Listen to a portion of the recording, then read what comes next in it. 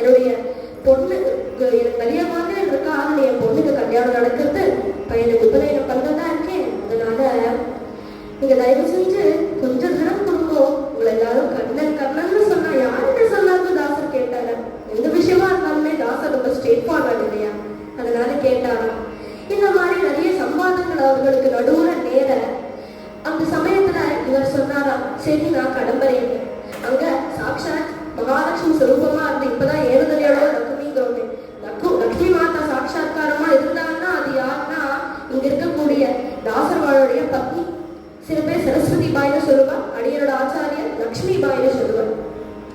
நாம்னா லக்ஷ்மி பவித்ரதா தயாசீலா தர்மனிஷ்டாச்ச ஔதாரிய குண சம்யுக்தான கருணை வடிவமாக கற்பனை தருவாக இருந்த அவளோ என்ன பண்ணான்னா உடனே கிடுகிடுன்னு தன்னுடைய நிலையுயர்ந்த மூக்குத்தியை கைட்டி கொடுத்துடுறான்.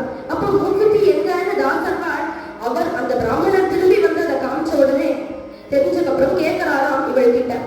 அப்போ துளசி கோமலமேனின்னு அவருடைய பாதங்கள்ல விழுந்து சரணாகதி அடைய அவளுக்கு துளசியுடைய ஒரு சின்ன இடத்துலேருந்து அந்த இலையிலேருந்து அந்த மூக்குத்தி கீழே விழ கையில எடுத்துட்டாளாம். அந்த மூக்குத்தி எடுத்துட்டு போய் இதோ இருக்குன்னு சொல்றாளாம். அது வரைக்கும் அவள் ஒரு தினம் கூட வாழ்க்கையில போய் சொன்னது கிடையாது. அபியங்க ஸ்நானத்துல தலைமுடி கச்சே அவளுக்கு வச்சிருந்தேன்னா சொல்லிவிட்டான். பகவானுடைய கிருப்பை, துளசி மாதாவுடைய கிருப்பை, ஏன துணியோட லக்ஷ்மிங்கிறோமே லக்ஷ்மி மாதாவோட கிருப்பை அவளுக்கு அந்த மௌத்திகம் கிடைச்சது.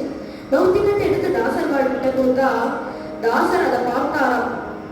யாராவது ஒருத்தரா இருந்தா எங்களுக்கு என்ன கேரட் இது 22 கேரட் 24 கேரட்டா வேறு சார் வாங்கலான்னு கேட்போம்.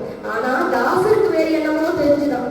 அதை முட்டு பார்க்கச்சு அந்த மௌத்திகம் டைமண்ட் மூக்குத்தி இல்லையா, அதோடைய ஒரு ஜுவலிப்புல அவருக்கு ஷீராப்தி தெரிஞ்சுதான். நம்மளுக்கு அந்த டைமண்டோட விலை தான் தெரியும், இவருக்கு ஷீராப்தி சாகரமே தெரியாது. மூக்குத்திய பார்த்தாராம். சாகரத்துல பகவான் சேஷசாயியாக படுத்துட்டு போகேந்திர சாயினம்ங்கிறோமே படுத்துட்டு சொல்றாராம், ஹே நாரதா, லோகத்துல சங்கீதத்தை பரப்புறதுக்கு பக்தியை சொல்லி கொடுக்கறதுக்கு ஒரு மகான் வேணும். அந்த மகோன்னதமான அவதாரம் உங்களோடதுதான். நீங்களே நாரதரே புரந்தரதாசராக பூமியில் அவதாரம் பண்ணணும்னு சொல்றார். இதை பார்த்த உடனே நாரதர் கேட்டாராம், நம்மளுக்காக கேட்டாரு, அவருக்கு எல்லாமே தெரியும். காமினி காஞ்சனம் கீர்த்தி போன்றவற்றை நான் சிக்கிவிட்டேன்னா சிக்க மாட்டாய், சிக்கினால் தடுத்தால் கொள்வேன் அப்படின்னாரா பகவான். சொன்ன க்ஷணமே அவருடைய பாதங்களை விழுந்துட்டு நாரதர் போனாராம். இதை பார்த்த உடனே தாசர் பார்த்தார். ஒரு தன்னோட மொத்தம் 30 வருஷ வாழ்க்கையும் அதுலயே ஒரு சம்மரி ஆயிடுது. ரெடாயிரத்து நினைச்சிட்டாராம். கண்ணில் தண்ணி வர வர எப்பவுமே சிவபந்துவராடி துக்கத்துக்கு ராகம்னு சொல்லுவார். இந்த இடத்துல அவருடைய ரியலைஸ்மெண்ட்டுக்கு செல்ஃப் ரியலைஸ்மெண்ட்டுக்குன்னு வந்த ராகம் இது.